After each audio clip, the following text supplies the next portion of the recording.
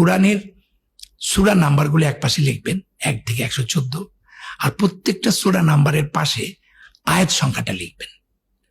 আয়াত সংখ্যাটা লেখার পর প্রত্যেকটা সূরার নাম্বারের সাথে আয়াত সংখ্যাটা যোগ দিবেন। যোগ দেওয়ার পরে আরো 114টা নাম্বার পাবেন। তাহলে মজার ব্যাপার কি জানেন, এই 114টা নাম্বারের 57টা জোড়, 57টা বেজোড়। শুধু তাই না, ওই জোড় সংখ্যার যোগফল যোগ করলে হয় 6236 টোটাল নাম্বার সবাস। আর বেজোড় গুলো যোগ করলে হয় 6555 করে দেখেন ভাই, তর্কের কিছু নেই।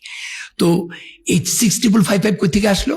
আপনি 1 থেকে 114 যে সংখ্যা সূরা আছে, আপনি এগুলো যোগ করেন। 1 এর সাথে 2, 2 এর সাথে 3, 3 এর সাথে 4, 70 এর সাথে 71, এভাবে যোগ করে আপনি 114 পর্যন্ত যদি আসেন, তাহলে সেই সংখ্যাটা হবে 6555।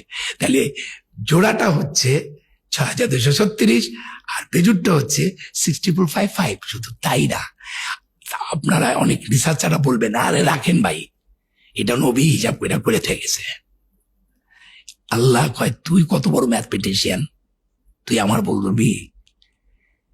এর পরের যে ঘটনাটা সেটা আরো ভয়াবহ, ভেরি ভেরি ইন্টারেস্টিং ম্যাথমেটিক্যালি। এই যে যোগ করার পর 114টা যে নাম্বার পাওয়া গেল, 57টা ইভেন 57টা অড, সেই নাম্বারের আমরা যেটা করেছি, রিপিট গুলো একসাথে করেছি, আনরিপিট গুলো একসাথে করেছি। 74টার মতো রিপিট আছে, এই আছে।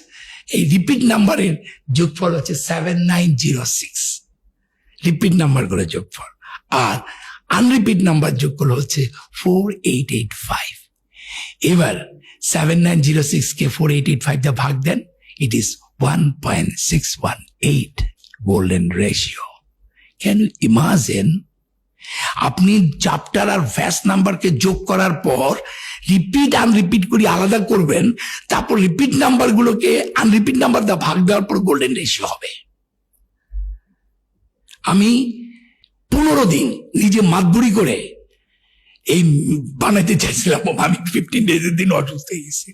এইটা মানুষের পক্ষে করা সম্ভব না। তার মানে আমি বলতে চাই, কোরআনের প্রথম থেকে শেষ পর্যন্ত যেভাবে সাজানো আছে, কোনটার পরে কোনটা আয়াত হবে, কোনটার পরে কোনটা না হবে, এইটা কিন্তু সত্যিকার অর্থে নবী করিম সাল্লাল্লাহু আলাইহি সাল্লাম, আল্লাহ জিবরাইল আলাইহিস সালামের মাধ্যমে কমপ্লিট করে নিয়েছেন।